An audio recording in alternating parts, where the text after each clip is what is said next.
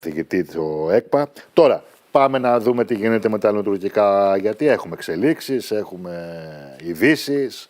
Όπως σας είπα και πριν, ο Ερντογάν ανακοίνωσε επισήμως εκλογές στις 14 Μαΐου.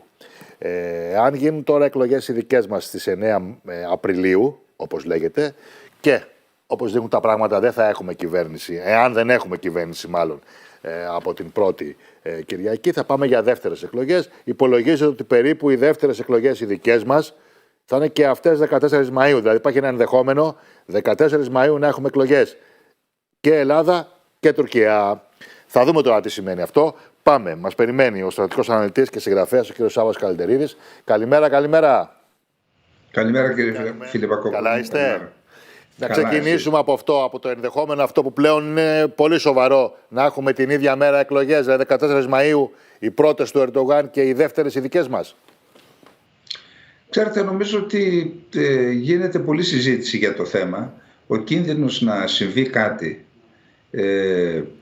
πάντα ελοχεύει σε περιόδους που υπάρχει κενό κυβερνητικό, είτε στην Ελλάδα, είτε στην Τουρκία, είτε και στις δύο χώρες. Όμως αυτό δεν μπορεί να αποφευθεί, ξέρετε. Όποτε και να γίνουν εκλογές στην Τουρκία, κάποια στιγμή στην Τουρκία θα υπάρχει κενό, οπότε κυβερνητικό κενό. Οπότε εκείνη την περίοδο μπορεί να ξεσπάσει κάτι, ασχέτως με το τι συμβαίνει στην Ελλάδα. Όπως επίσης, αν στην Ελλάδα έχουμε κυβερνητικό κενό, και εννοώ διαδικασίες μέχρι να αναλάβει μια κυβέρνηση, να πάρει ψήφο υπηρεσιακή κυβέρνηση. Ναι.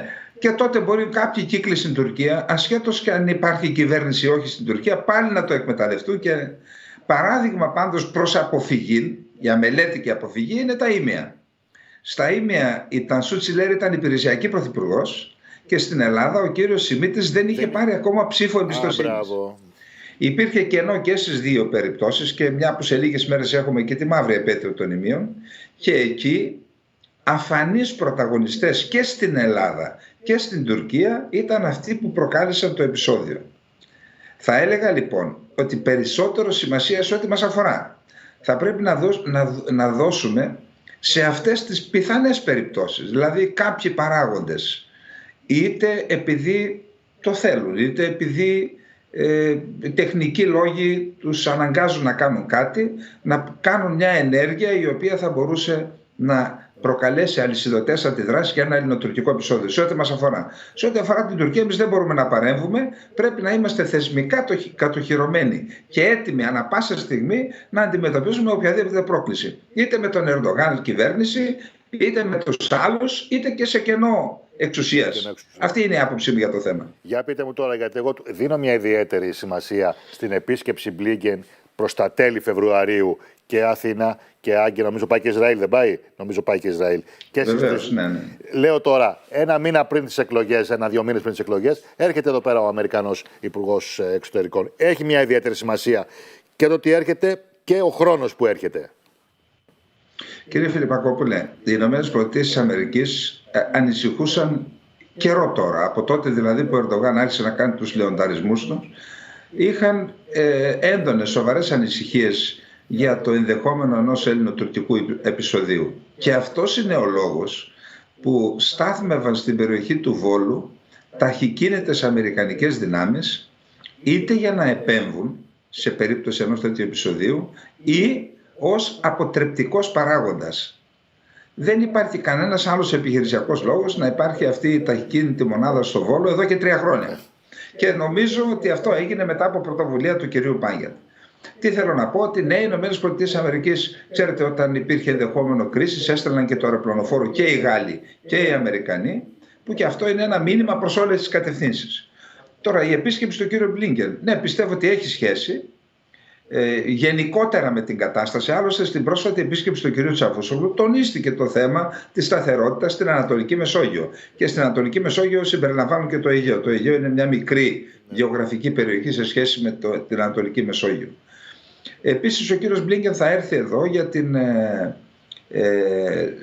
συζητήσεις σε επίπεδο Υπουργών Εξωτερικών της πρωτοβουλίας 3+1. Ελλάδα, Κύπρος, Ισραήλ, συν Ηνωμένες Πολιτείες Αμερικής. Και αυτό είναι ένα μήνυμα προς την Άγκυρα. Δηλαδή, συνομιλώ με την Κυπριακή Δημοκρατία, μην τολμήσεις και κάνεις προσάρτηση των κατεχομένων, όπως φημολογείται ότι είναι πιθανό κάτι τέτοιο να συμβεί προεκλογικά, δηλαδή το τρόπαιο που αναζητεί ο Ερντογάν να είναι η προσάρτηση. Για να είναι η προσάρτηση, βεβαίως υπάρχουν και πολύ σημαντικές ανησυχίες στην Κυπριακή Δημοκρατία, να είναι η προσάρτηση. Πιστεύω ότι η παρουσία του ιδίου του Μπλίνκεν στο 3+1, Ελλάδα, Κύπρος, Ισραήλ, εκτιμώ ότι είναι και ένα τέτοιο μήνυμα μόλις 2 μήνες, λιγότερο από 2 μήνες πριν, ή μάλλον 2,5 μήνες πριν τις εκλογές στην Τουρκία. Τώρα πείτε μου κάτι, επειδή αναφερθήκατε στη συνάντηση Μπλίνκεν-Τσαβούσογλου, η αίσθησή σας και ενδεχομένως και η πληροφόρησή σας, γιατί ξέρω ότι έχετε γενικότερα πληροφορίες, για τα F-16 ποια είναι? Ακούστε, εδώ υπάρχει ένα τεράστιο ζήτημα. Η Τουρκία, ξέρετε, αυτό που έχει κάνει ο λαός μας, που έχουν επικρατήσει ορισμένες παροιμίες, ότι όταν σκάβεις το λάκκο του άλλου πέφτεις ο ίδιος συνήθως εσύ μέσα. Ή πιάστηκε στην παγίδα που έστησε στον άλλον.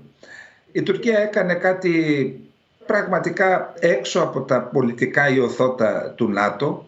Έβαλε βέτο για 2 χώρες οι οποίες βρίσκονται 3.000 χιλιόμετρα μακριά από την Τουρκία για λόγους ασφαλείας, εθνικής ασφάλειας.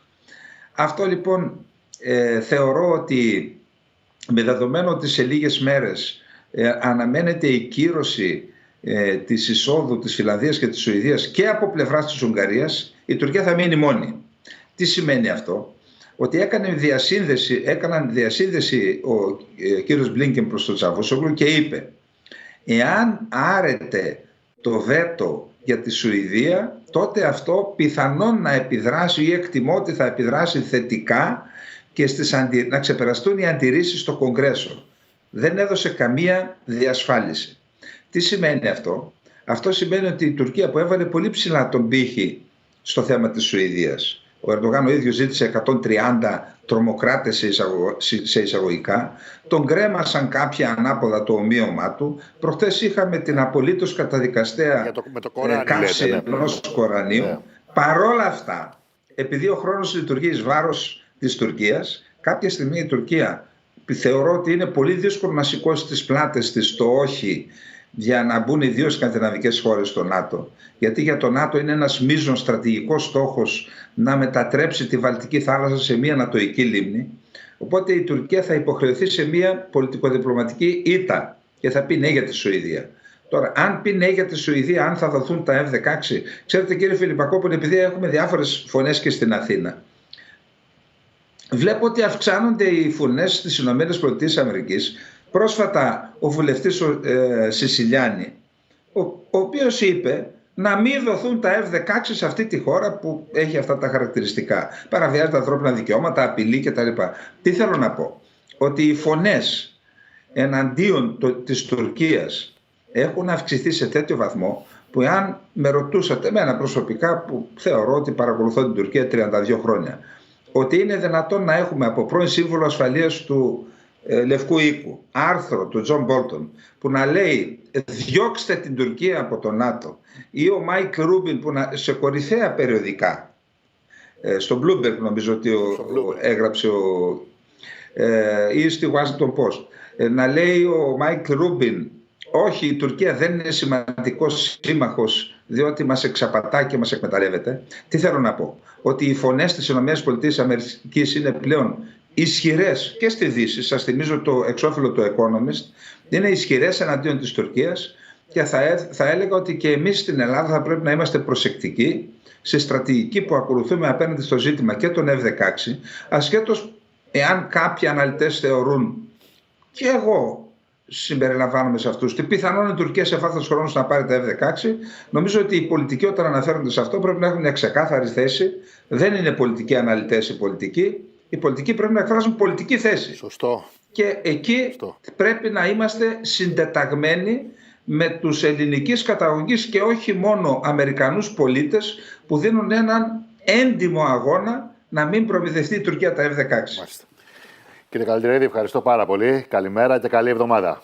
Να είστε καλά. Ναι, απλά θα ήθελα να αναφερθώ λίγο, δώστε μου 30 δευτερόλεπτα. Πέστε μου, ναι. Στο θέμα του καψίματος του Κορανίου. Ξέρετε, για τους μουσουλμάνους όλου του κόσμου, δεν είναι μόνο η Τουρκία, το κάψιμο του Κορανίου είναι η πιο αποτρόπαια πράξη, κορυφαία. Άρα απολύτως καταδικαστέα. Αλλά το να κατηγορεί η Τουρκία την Σουηδία ότι είναι φασίστες και ότι παραβιάζουν, και είναι αυτό που λέει πάλι ο λαός μας, είπε ο Γάιδαρος στον πετεινό κεφάλα. Δηλαδή η χώρα που μετέτραψε την Αγία Σοφιά, ένα